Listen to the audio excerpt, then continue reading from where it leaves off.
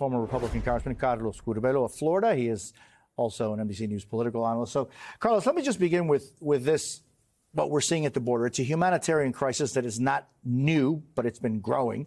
Here in Florida, there is a new immigration bill that the governor supported, impacting directly undocumented migrants.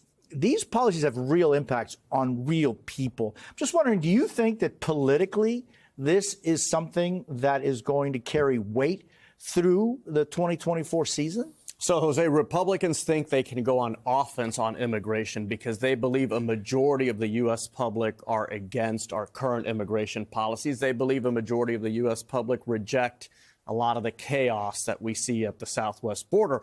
However, the risk with Republicans, and we've seen Ron DeSantis maybe cross the line, is if you come across as being cruel, as trying to punish people or use people who are victims, then that can backfire in a general election with centrist voters, with suburban voters who, sure, they reject illegal immigration. They want to see people coming to the U.S. legally, but they also don't like to punish or to be cruel with these people who are coming from all over the world, as you have said, because they're totally desperate. Yeah, and so on another, news of the day, what's your reaction to Congressman George Santos arrested on federal charges? Well, this is not a surprise, and you're already starting to hear some House Republicans speak up and say this man has to be expelled from Congress. Tony Gonzalez from Texas, one of the more outspoken Republicans with an independent streak, has called on Santos to resign, and if he doesn't, on the House to expel him. So this is going to put pressure on Kevin McCarthy.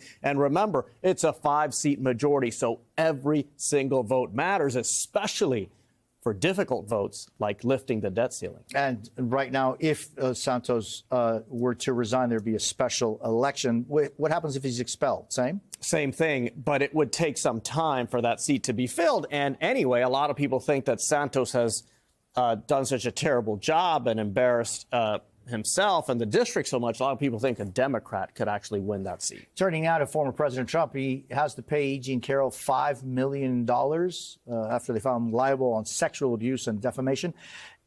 Is this something that is going to have any kind of impact on him politically? He's Teflon in so many things. Certainly in the Republican primary electorate, Jose, he is Teflon. Now, where this could do him damage if Donald Trump does make it through the Republican primary, which right now it seems like he has a really good chance, this is a type of issue that turns off a lot of swing voters. Think of those suburban women that the two parties have been competing for in the last 6 to 8 years. This is a type of issue that can once again convince a lot of suburban women to say, you know what, Donald Trump is just totally unacceptable. Whoever the other option is, even if it's Joe Biden, who I may not like, I'm going to go with that option because Trump is unacceptable. And that's women and men as well. Well, certainly, but suburban women have been known as being up for grabs in recent years, and both parties fight for them very, very aggressively.